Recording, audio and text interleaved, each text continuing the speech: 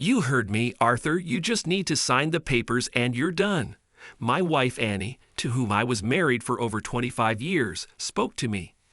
I tried to listen, but her voice became further and further away the longer her tirade against me continued. It all started this afternoon when I came home from work. She sat at the table with a glass of wine and a determined expression on her face. But unfortunately, she only had one glass for her, and she drank from it. Because the conversation was getting complicated, she didn't think I might like it, or given the way the conversation was going, that I might need a drink too. I knew it was going to be bad when I sat down. She didn't ask how my day was, she just immediately let me know that she was leaving me.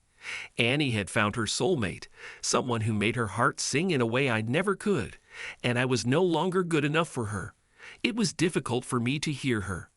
The problem was that as her voice got louder, everything sounded quieter and quieter to me. Our story was pretty typical. Annie and I met in high school and stayed together. Our daughter, Sally, was born about 6 months after we got married. She wasn't the main reason we got married, but it was on the agenda. Today we both had good jobs, although we were not rich. I would say we were upper middle class. We had already paid off a house a few years ago and had a decent savings account. We often said we loved each other, took regular family vacations, and although we didn't have as much sex as when we first got married, we still had it on average a couple times a week. I thought we loved each other deeply and would say we would grow old together until today. Annie was still ranting, her face turning red as she continued to tell me what was going on. Arthur, look at me. It was becoming difficult for me to concentrate, but I turned my head towards her. You must sign these papers. She continued to point to the documents in front of me. Her voice was demanding, but it was hard for me to concentrate. It was as if the light and colors in the room had faded, although the light was on in the kitchen. Mentally, I was upset, but my body didn't react. And the longer I didn't react, the more furious Annie became. The last thing I can remember is Annie slapping me. I didn't feel the impact, I just thought it would leave a big red mark on my face. But again, I could not move, and the world continued to plunge into darkness. It was a long day. Classes at the university were postponed because there was an accident. The electricity went out, and we were sent home. I couldn't figure out what was going on when I got home. The house was terribly quiet. The lights were on. My father's car was there, but my mother's was not. When I entered the kitchen, I threw my bag and books onto a chair. Dad was sitting at the table. He didn't move. He just looked into space. On the other side of the table, there was an open bottle of my mother's wine and an almost empty glass.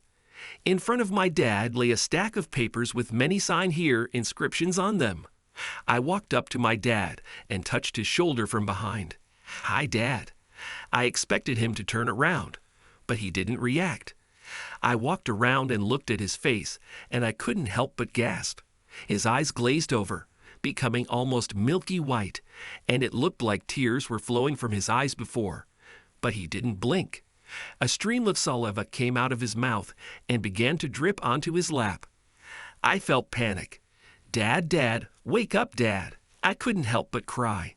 A minute later, Dad still didn't answer. I knew I had to calm down. I told myself, slow down, Sally, Daddy needs help. I pulled out my phone and called 911. I made it clear to them that I could not get my father, Arthur Smith, to answer. They asked me for my details and address, and I told them my name, Sally Smith, and our home address. They sent an ambulance, telling me it would arrive in about 10 minutes. For the next few minutes I sat, looked at my dad, and held his hand. I spoke to him quietly, letting him know that everything would be okay. This man gave me everything growing up. He worked a lot, but was always present at my school events, musicals, and ballet. When I was just learning to play the violin, he spent hour after hour suffering from the screeching in my ears, always encouraging me. Finally, he saved enough money to buy me a Heidersane violin for my 16th birthday. It wasn't bad, not the best, but it was better than my other practice violins. 5 years later, I was at university studying music with a focus on strings and violin. I had 2 other better violins, But this one had a special place in my heart because it was given to me by my dad. I didn't know what to do while I waited. Why was Dad like this? What's happened? And I had no idea where Mom was. It was then that I looked at the documents and the words, "Petition for divorce," caught my eye. What the fuck? I read the first page of the document in a couple of minutes and goosebumps ran down my spine. For some reason unknown to me, my mother wanted to divorce my father. It seemed very likely that Dad's condition was caused by these documents. And judging by the way Mom's wine was opened, she gave Dad the documents and left him. People are often surprised how emotions change so quickly. I believe this has never happened to them before. For me, I felt that all compassion and desire to be with my mother had died. A little later, an ambulance arrived. They put Dad on a gurney and took him to the hospital. I was driving behind after I had locked the house, so I started calling on the way. I called my grandmother, my dad's mom, his sister Rhonda, his best friend. Then she called his manager at work to tell him that Dad would be away for a while. I told them I came home to find him unresponsive and on his way to the hospital. Everyone asked me to keep them updated on his condition, and his manager told me that he would arrange emergency leave for Dad and inform their boss. I knew I was putting off the next call because I was so angry with her, but I decided I needed to call my mom. The phone rang and she picked it up after a couple of rings. "Hello, Sally, my dear. How was your day?" Wow, just wow. Of course, my mother wasn't so naive as to think that I wouldn't know what was going on. Almost an hour had passed since I entered the house and found Dad. Mom knew my schedule, and from the time it was clear to her that I was already home, and found out everything. "Where are you, Mom?" "I left your father." She fell silent, not wanting to say anything. I felt her hesitation. "So in other words, you just destroyed my father, your husband, and left him without caring about it?" "No, honey. I tried to explain to your father about Paul and what was going on, but he didn't react. So I thought it best to leave and let him realize that we won't be together anymore." She tried to sound like it was easy. However, having found Dad like I did, it was more than likely that she had simply ripped his heart out and thrown it at the wall while he watched, if my guess was correct. "You abandoned him when he needed help. Are you really that heartless? Do you know what's going on now, or don't you care?" Anger began to seep into my voice. "Sweetie, don't be mad now. I know this is a little shocking, but your dad will be okay. I will only ask for what is mine and some support while Paul waits to marry me. Yes, my mother has lost touch with reality. Wicked, you haven't seen me angry yet, Mom. And just so you know, I'm on my way to pick up my dad at the hospital right now. He's in the ambulance, and when I got home, he looked like he had a stroke. Sally, my dear, I'm sorry to hear this, but no fucking buts, Mom. Let me ask you, is this Paul? You're going to see the same Paul from your job that you kept talking about?" She hesitated. "Yes, darling. Paul was the person at my mother's work that she never shut up about, so I take it he's a dozen years younger than you. And how long have you been having an affair with him?" She hesitated again. 6 months. "So for the last 6 months, you've been having sex with someone from your job behind your father's back. You lied to Dad and me, hiding your relationship with your lover. I had no idea you were a fucking slut, Mom. And apparently neither did Dad, judging by the state you just left him in. How the hell did you think any of us would be happy about this? Well, I suppose not at first, but as soon as we live with Paul, you will understand that we are made for each other. She just mentioned it in the plural for the second time. Did she think I would leave my dad to move in with her and her asshole boyfriend? I felt like I was seething with anger. I knew I would say something stupid if I didn't stop. I'm going to hang up now before I tell you something that I may not be able to take back, but let me be completely clear. I will not be moving away from Daddy, and there is no way in hell I will go anywhere near Paul, let alone anywhere near his house where you are slutty with him. Sally Smith," she shouted, "I am your mother, and you will not talk to me like that no matter how upset you are." Then I think we're done talking, and I hung up before she could say anything else. If she thought I was going to condone what she was doing, she was crazy. She tried to call me back several times, Then she started calling my dad's phone, which was stupid because even if he had it, I doubt he would have answered her call. I had my dad's phone, so I ignored all her calls. By the time I got to the hospital, the ambulance crew had admitted Dad, and he was in the room under observation. Aunt Rhonda showed up and let me know that she had also received a few calls from my mother, but wasn't sure what was going on other than that her brother was in the hospital. When I explained what happened, Aunt Rhonda blushed so hard that I could almost see steam coming out of her ears. "Sally, do you have the documents that bitch left for my brother?" Of course, Aunt Rhonda here. In addition to being my aunt, Rhonda was also our family lawyer. So for the next hour, we sat next to Dad while Rhonda read the documents and took notes, occasionally swearing under her breath. Doctors and nurses periodically came in and out of the room, checking on Dad. "Well, the bad news is that your mother is going to divorce your father." Doctors and nurses periodically came in and out of the room, checking on Dad. "Well, the bad news is that your mother is going to divorce your father." The timeline outlined here shows that this has been going on for over 2 months and should have been filed this week, or it would have cost her far more than her legal team's fees. I shrugged. I had every excuse my mother could give me. Because of what she did, I no longer wanted Dad to be with her. It was strange. I was never a daddy's girl. I always looked up to my mother, but her act was simply disgusting. Paul, her soulmate, did it. No matter what, Mom and Dad shouldn't be together anymore. Rhonda continued, "The good news is that she hired a crooked lawyer to represent her. She will have to pay him a lot just for the divorce, and much more if the case goes to court." She smirked, "Whereas my dear brother has the best lawyer in town, and he's going to get 100% family discount." We smiled at each other for the first time that evening. Also, some of the claims here were she wants 50% of the money in the house and 60% of the financial assets, plus spousal support and child support, are probably pretty ridiculous. I'm going to guess from your reaction that you don't plan to live with your mother. I shook my head. Good.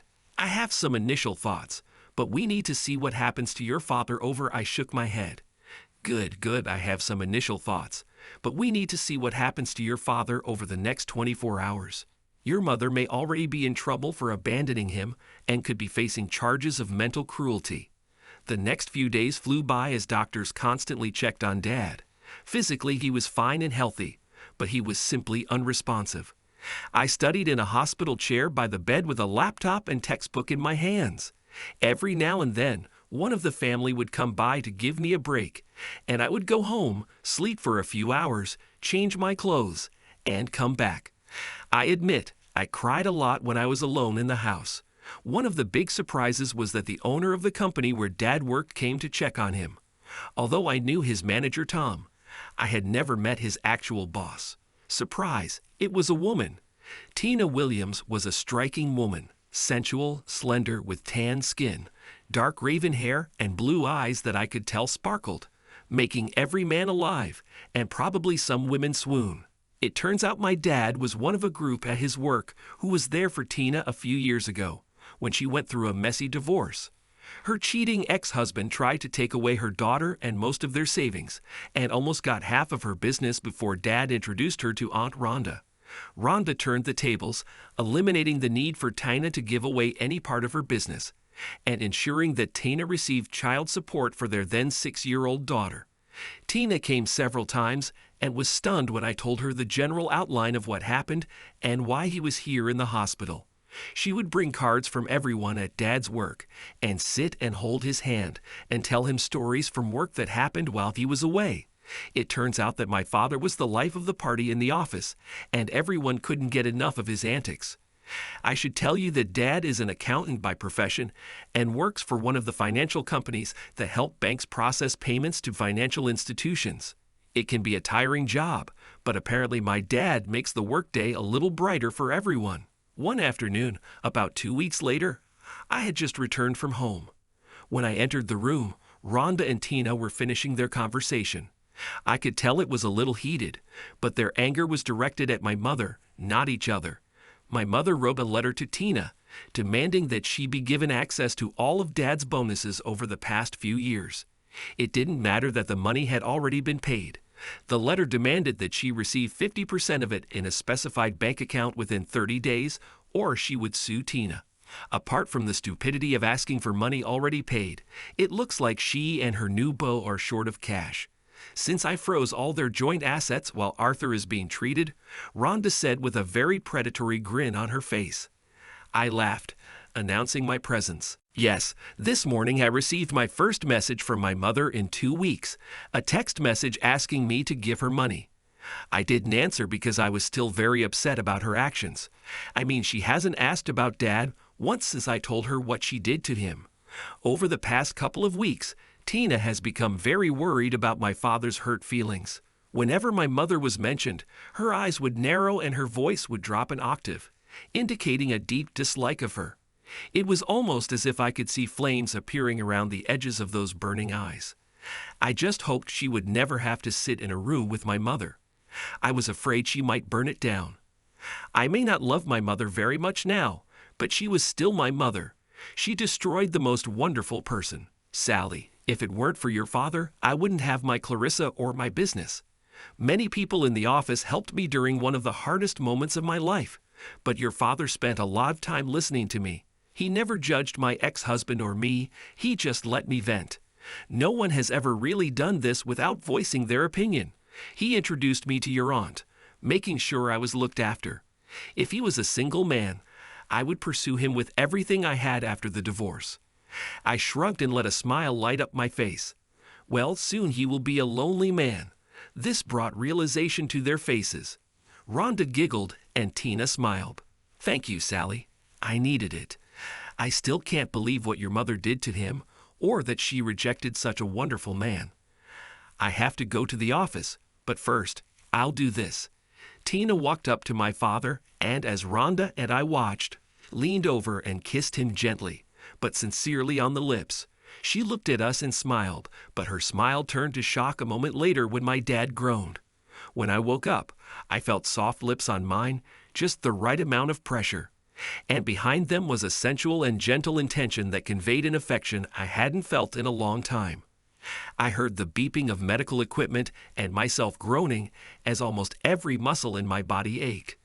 I expected Annie to be standing over my bed when I opened my eyes after such a tender kiss, but there was Tina standing there with a smile on her face. Tina, Sally, and Rhonda came up from the other side of the bed. It's okay, Daddy.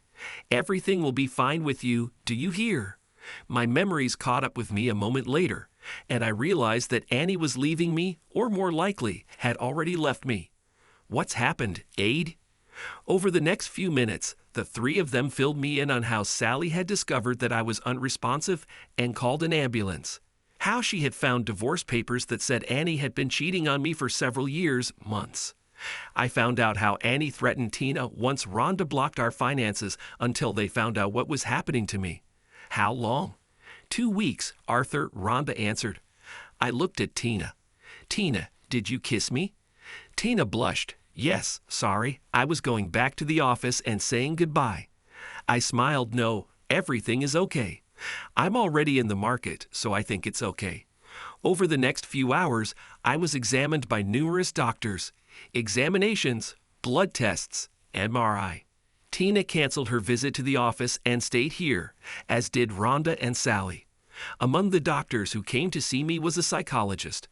I told him how I came home and found Annie drinking alone, and she told me she was leaving me. Then I told him, when she began to intensify the onslaught, the world began to lose color. The light and sound disappeared, and it was difficult for me to move, although I wanted to. My last memory was of Annie punching me in the face and screaming at me, but I couldn't understand her words. All the girls gasped in unison when they learned that Annie was beating me while I couldn't respond.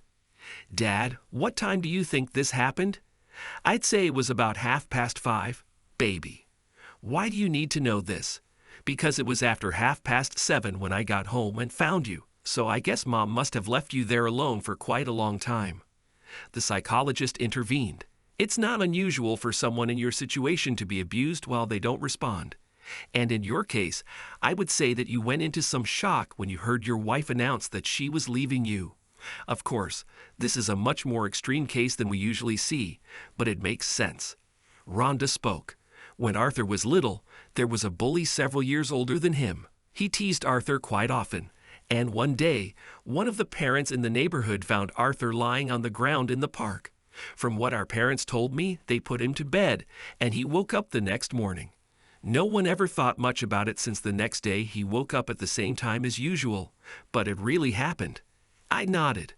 I remember Billy pushing me and teasing me in the park. After a while, I don't remember what happened, but when I woke up, Mom and Dad told me that I had lost consciousness and someone had carried me home. When I told them about Billy, they went and talked to his parents. The next day, Billy came up to me at school and apologized. I chuckled at the memory. I don't think it was sincere, but after that day, he never bothered me again. Well, I think we may have some repetition here, the psychologist said. In many ways, the mind is still poorly understood. However, if something like this has happened before, it makes sense that it could happen again. I frowned. He smiled. I wouldn't worry too much with the love and attention of these three lovely ladies, even if something happens again. I think you will be well taken care of. We talked for a few more minutes before he excused himself and left. I also felt tired. This may sound strange to someone who has been sleeping for the past 2 weeks, but I was tired. So I sent all 3 girls home to get some rest and told them they could come see me tomorrow and make sure I was okay. The next 2 days brought me back to life. Tina brought me a work laptop and gave me a few simple tasks to do just to keep me occupied. Rhonda stopped by primarily to show me the amended divorce papers and to get me to sign some documents so she could get to work dissolving my marriage to Annie.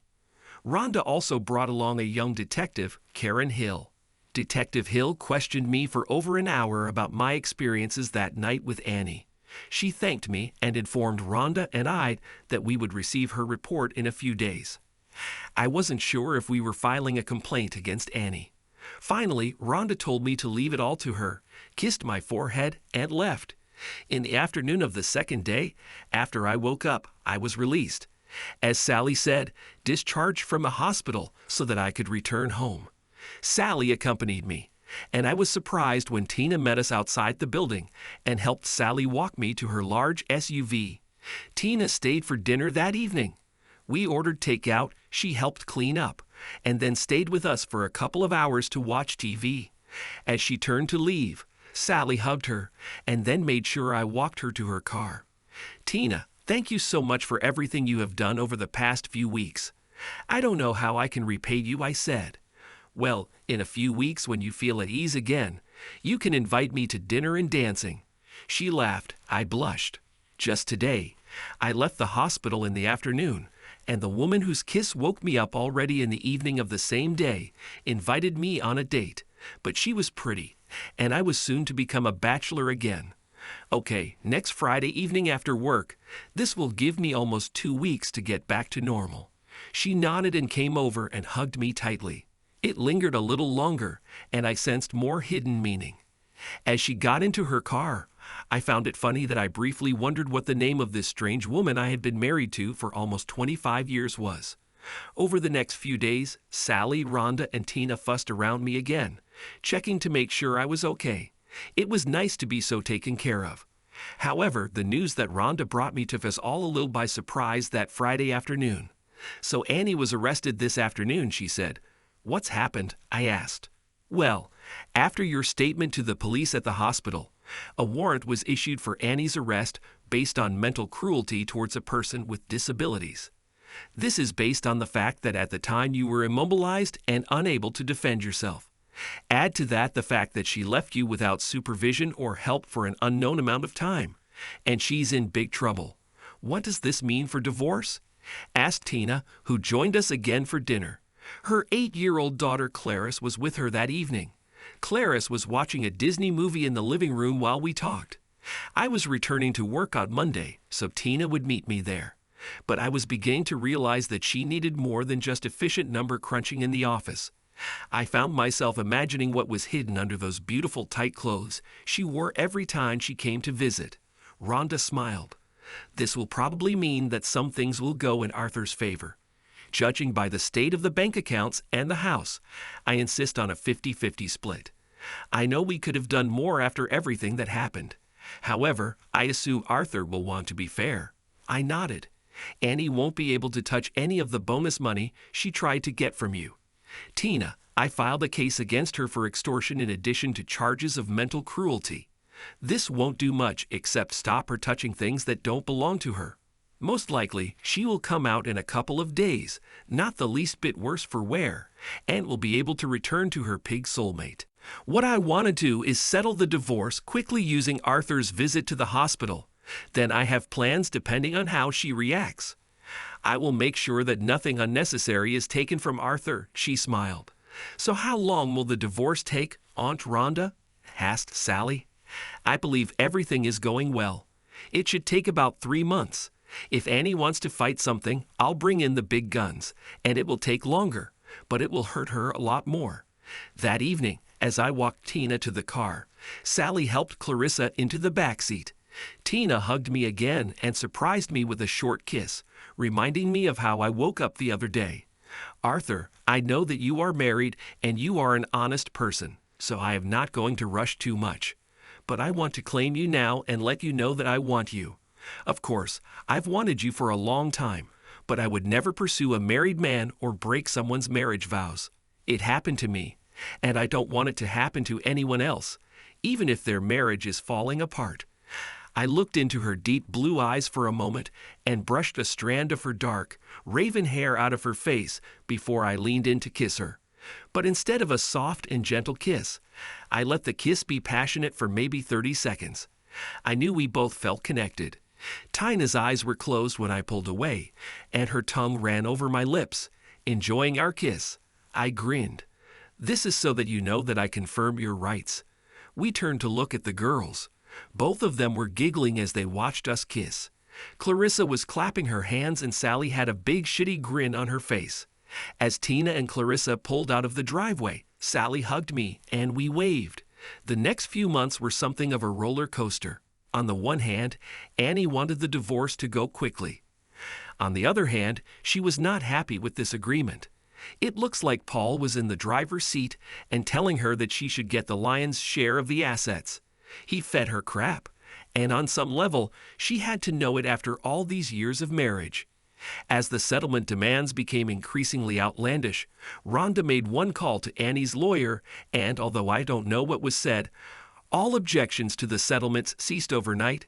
Tina and I met every Friday night, while Sally began babysitting Clarice, picking her up from school and keeping an eye on her, giving Tina and I time to have dinner, drink coffee, watch a show, or go dancing.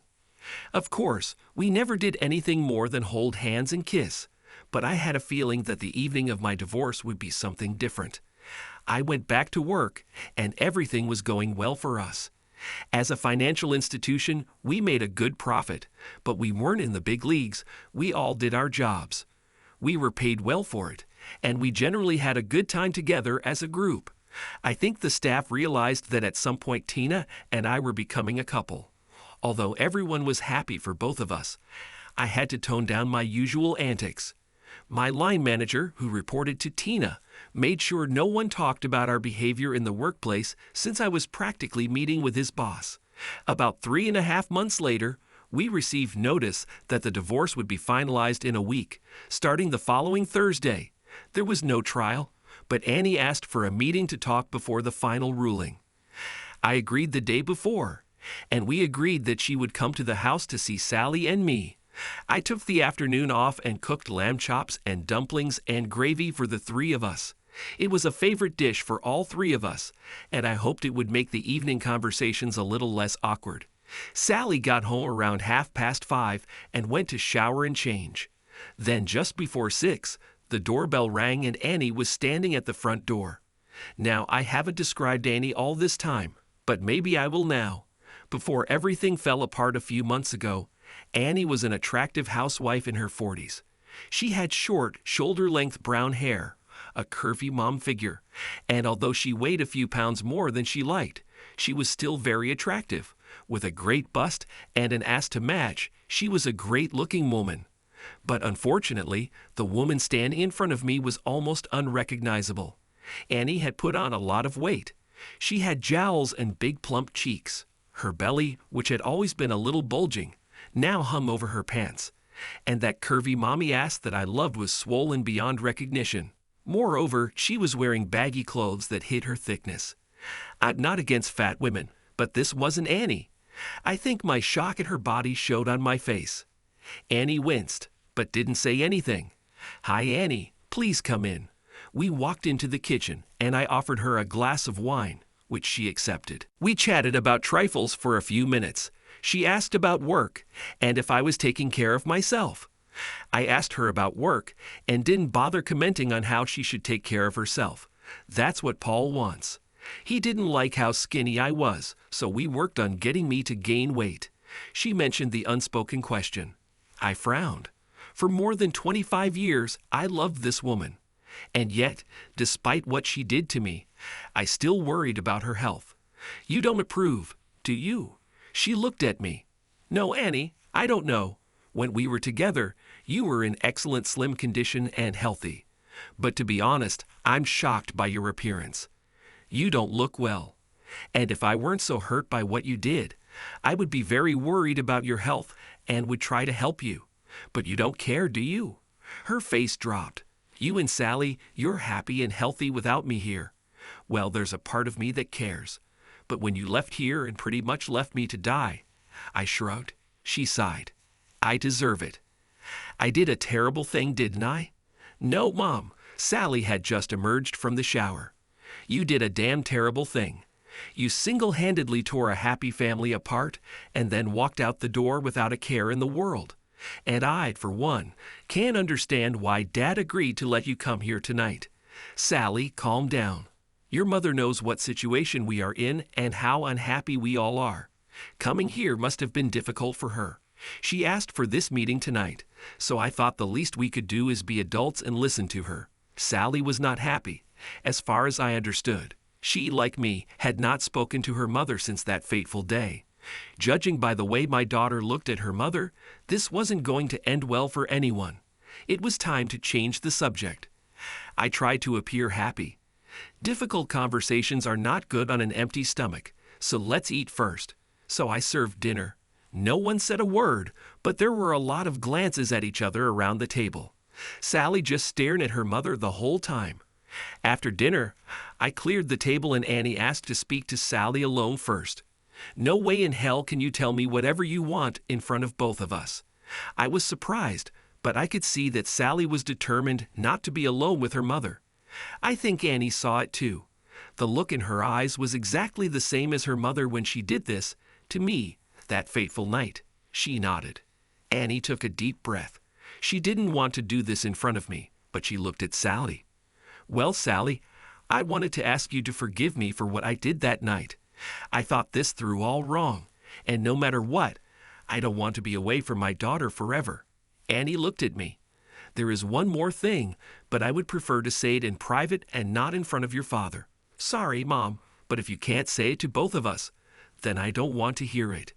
With that, before Annie could do anything else, Sally stood up and left. A moment later, we heard her bedroom door slam. I wanted everything to go better, Annie said quietly, more for herself than for me. I think it went pretty well. All things considered, I told her, letting her know I heard her. Really? Yes, indeed, I sighed. Annie, you have to understand that right now, everyone who lives in this house doesn't like you very much. She started to answer, and I raised my hand. Let me finish and lay it out for you. First, you had a long-term sexual relationship with some asshole. Then you hid it from both Sally and me. Then, out of the blue, you hand me the divorce papers, and after I've taken the hit and am speechless, you scream and then slap me. Annie looked like a deer caught in headlights.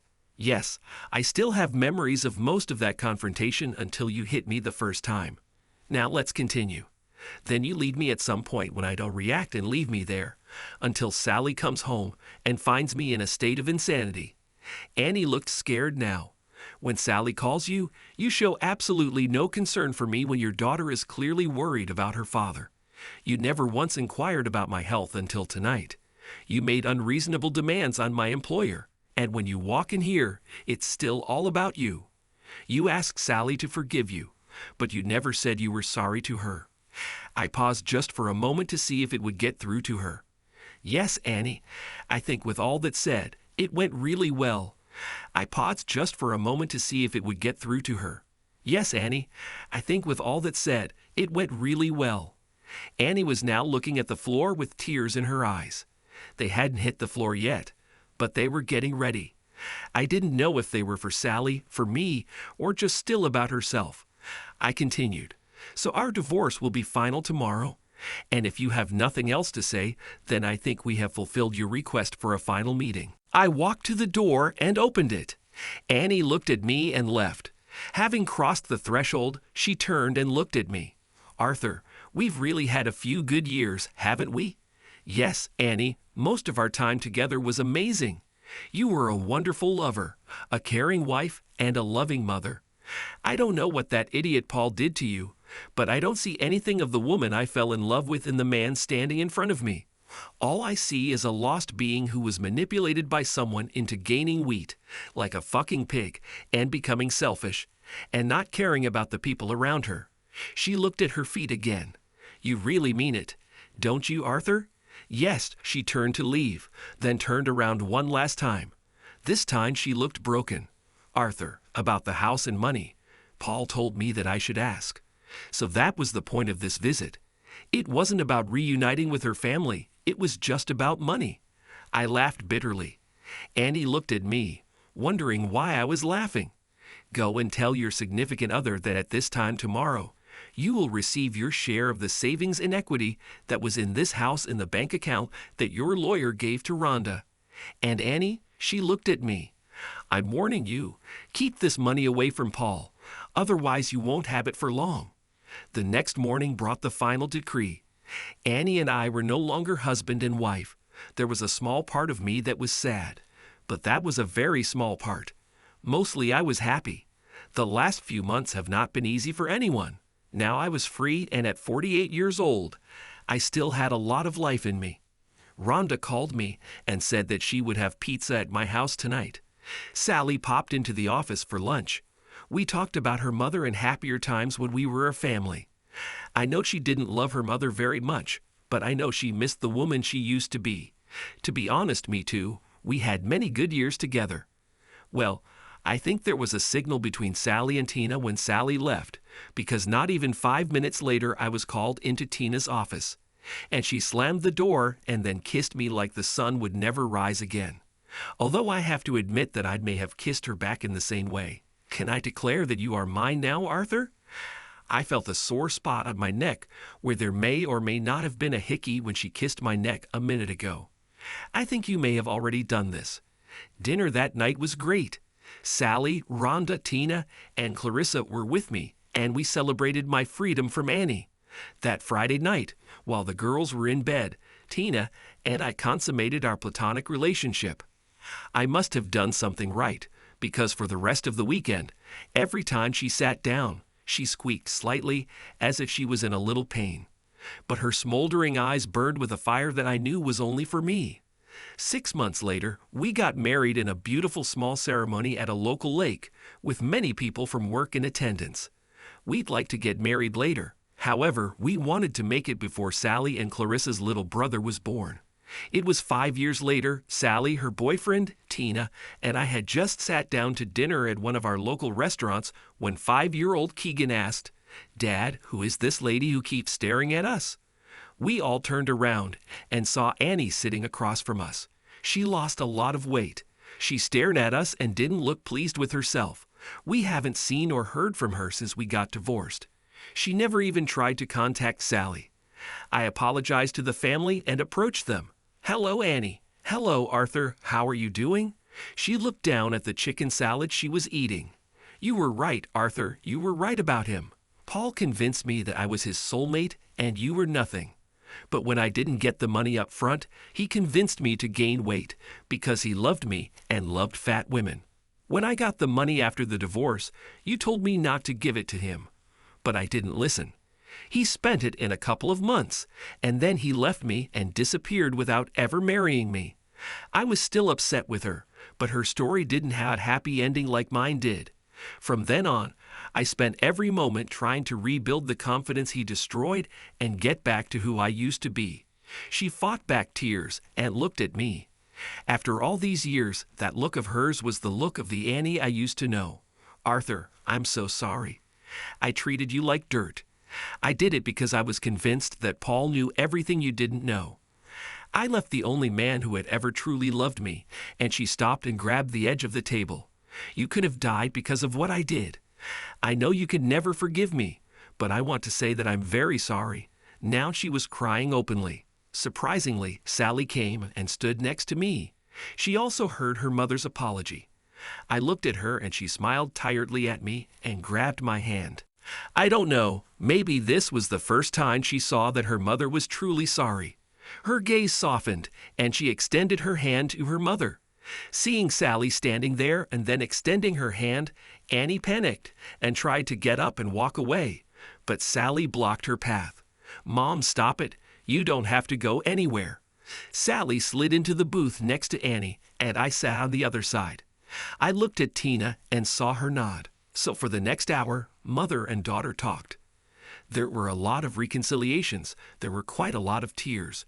But for once, they were useful and not harmful. Once they had finished talking, Sally and I brought Annie to the table and introduced her to everyone else.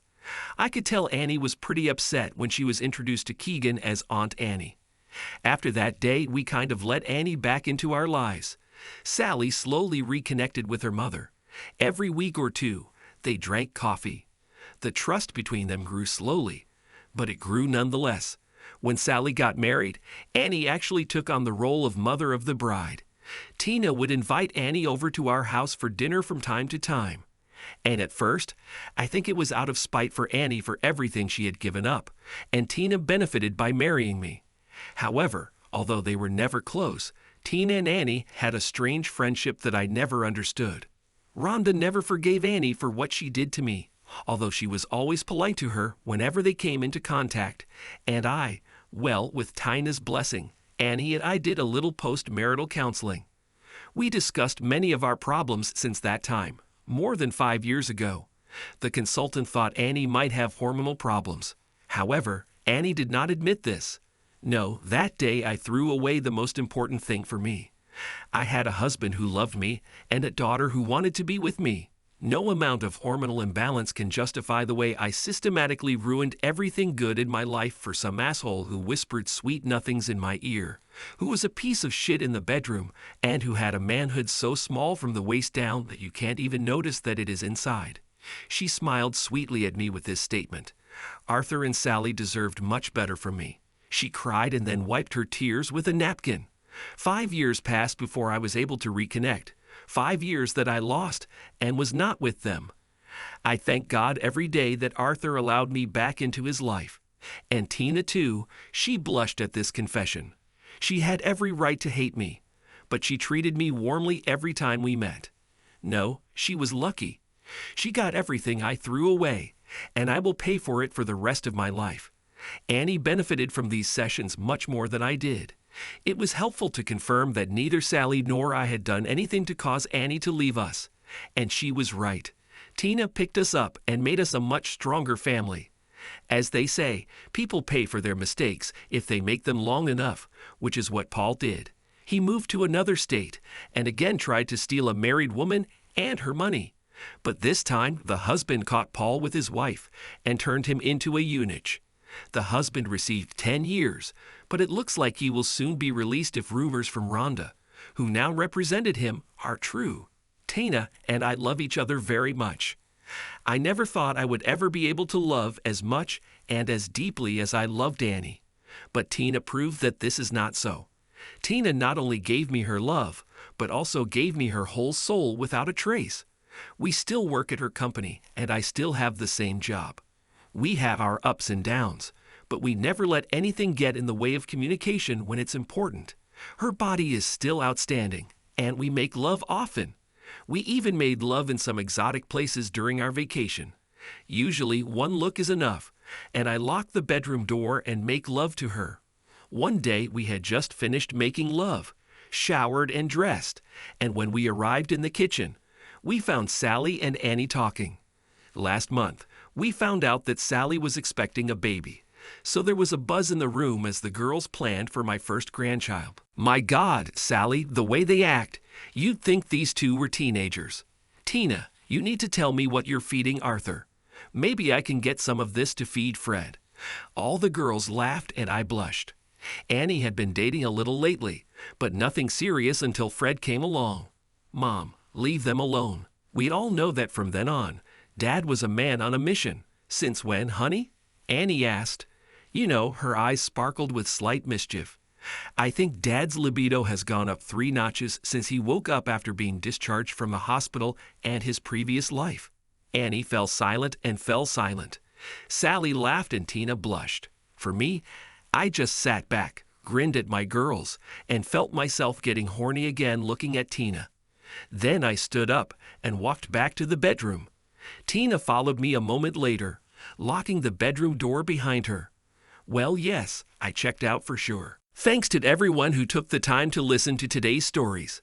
If you enjoyed it, please consider liking and subscribing if you haven't already. Feel free to share your thoughts on the events in the comments below. Take care.